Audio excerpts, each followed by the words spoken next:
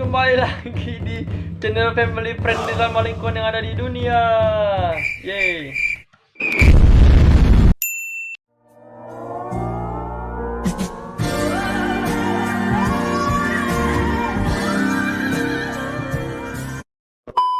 Oke, bismillahirrahmanirrahim. Assalamualaikum warahmatullahi wabarakatuh.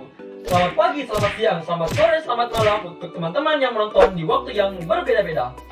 Kami dari kelompok 4 dari kelas 2A D3 Petrokimia akan mempresentasikan sebuah jurnal yang berjudul Efektivitas Inotoron Nuklir daripada Inotoron Friendly pada penggunaan lidi.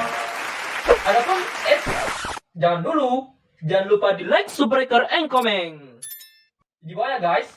Hai. Nice. Oke, adapun nama-nama kelompok kami. 1.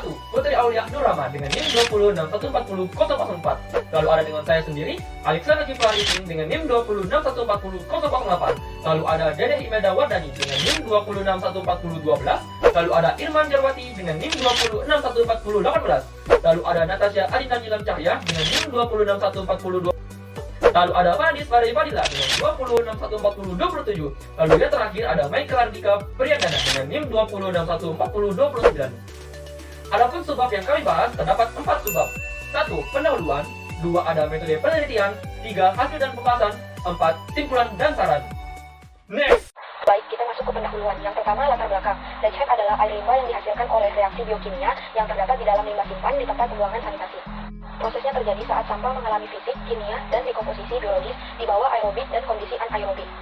Leachate biasanya mengandung kontaminan terlarut, asam organik yang mudah menguap, unsur berat beracun, dan konsentrasi tinggi bahan organik. Kebutuhan oksigen kimiawi atau COD, nitrogen amonia, dan oksigen biokimia permintaan atau BOD5. Saat lindi mengandung kontaminan terlarut tingkat tinggi, secara langsung dibuang ke lingkungan. Mungkin mencemari tanah dan badan air. Secara langsung mengancam lingkungan dan kesehatan masyarakat. Di beberapa tahun terakhir ini, semakin banyak penelitian yang melihat ke dalam aplikasi potensial lainnya. Adsorben atau mist limbah pertanian atau bahan alami polimer dan produk sampingan dari proses industri.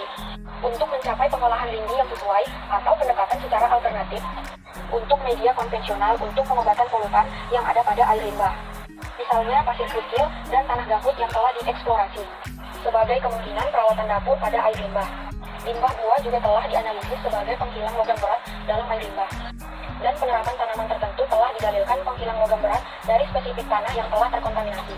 Yang kedua, masuk ke dalam rumusan masalah. Berdasarkan latar belakang di atas, maka permasalahan yang perlu dirumuskan adalah sebagai berikut. Yang pertama, bagaimana hasil uji coba adsorpsi leachate. Yang kedua, mengapa lindi mengandung kontaminan terlarut tinggi dapat mengancam kesehatan. Yang ketiga, mengapa limbah buah dapat menghilangkan logam berat dalam air limbah. Yang ketiga, masuk ke tujuan penelitian. Berdasarkan latar belakang dan rumusan masalah yang diajukan, tujuan dilakukannya penelitian adalah sebagai berikut. Yang pertama, untuk mengetahui metode dalam adsorpsi leachate pada kerang kokel. Yang kedua, untuk mengetahui hasil uji adsorben pada kerang kokel. Yang keempat, masuk ke manfaat penelitian.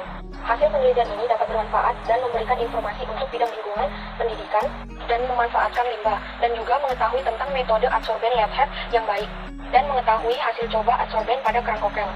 Baik, lanjut ke metode penelitian yang akan dijelaskan oleh Natasha dan Irma Anjarwati. Metode penelitian, waktu dan tempat penelitian. Yang A, waktu penelitian ini pelaksanaannya dilakukan dalam waktu 5 bulan pada bulan Januari 2017 sampai Juli 2017. Yang B, tempat penelitian ini dilaksanakan di Laboratorium Penelitian Air Limbah University Tun Hussein on Malaysia atau UTHM. Selanjutnya ada metode penelitian rancangan penelitian variabel tetap. Dalam percobaan ini, variabel tetapnya adalah air lindi atau air limbah. Variabel berubah dalam percobaan ini adalah cangkang kerang, karena cangkang kerang berperan sebagai absorben. Variabel respon. Dalam percobaan ini, variabel responnya adalah kadar COD dari air lindi atau air limbah. Selanjutnya ada metode penelitian alat dan bahan. Alatnya, yang pertama oven, yang kedua spektrometri, yang ketiga pengaduk orbital atau Daikin, yang keempat spektrofotometer. Bahannya, yang pertama air lindi atau air limbah, yang kedua cangkang kerang, yang ketiga natrium hidroksida, yang keempat asam hidroklorid. Selanjutnya ada metode penelitian prosedur, yaitu yang disampaikan oleh Irma Anjarwati. Baik, saya akan menjelaskan bagian prosedur penelitian. Yang pertama adalah pengambilan sampel. Sampel ini dikumpulkan secara manual dari TPA Kota Simpang Renggam di Johor. Kemudian, sampel ini mentah dikumpulkan dari influent kolam retensi di 20 liter bersih wadah plastik polietilen kepadatan tinggi. Lalu diangkut ke laboratorium penelitian air limbah dan disimpan pada suhu 4 derajat Celcius di ruang dingin University Tun Hussein on Malaysia untuk meminimalkan setiap perubahan dalam karakteristik awalnya. Yang kedua, persiapan adsorben. Cangkang kerang diperoleh dari beberapa restoran komersial di daerah Batu Pahat di Johor. Cangkang kerang disikat dan dicuci bersih dengan air ledeng, kemudian dibilas dengan air suling, dan dikeringkan dengan udara selama 24 jam. Sambal-sambal ini kemudian dikeringkan dalam oven pada suhu 105 derajat Celcius dan didinginkan dengan hingga suhu kamar sebelum dihaluskan. Yang ketiga, studi batch. Kondisi keseimbangan optimum untuk studi batch ditentukan pada suhu lingkungan pada waktu tetap 105 menit untuk kecepatan pengadukan dan pH menggunakan 8 gram media dan 100 ml lindi mentah atau konsentrasi biosorben 80 gram per liter. Kecepatan agitasi diubah dari 50 menjadi 200 menggunakan orbital pengaduk atau deki dan pH diatur dari 2 menjadi 10 menggunakan natrium hidroksida dan asam hidroklorid. Terima kasih. Selanjutnya akan dijelaskan oleh Dede Imelda Wardani. Selanjutnya pada bagian hasil dan pembahasan. Banyak penelitian yang diterbitkan menggambarkan variasi kualitas lindi dari berbagai macam tempat pembuangan sampah. Karakteristik dari lindi yang digunakan dalam penelitian ini memiliki sejumlah besar COD, nitrogen amonia, dan besi Fe. Nilai rata-rata BOD5 dan COD adalah 194 dan 1763 mg per liter. Masing-masing rasio biodegradabilitas lindi mentah berkisar dari 0,06 menjadi 0,15 dengan rata-rata 0,09. Dari data tersebut, BOD5 dan COD menunjukkan bukti bahwa lindi tersebut stabil. Seperti yang tertera pada tabel 1 mengenai karakteristik lindi yang diperoleh dari TPA Simpang Genggam.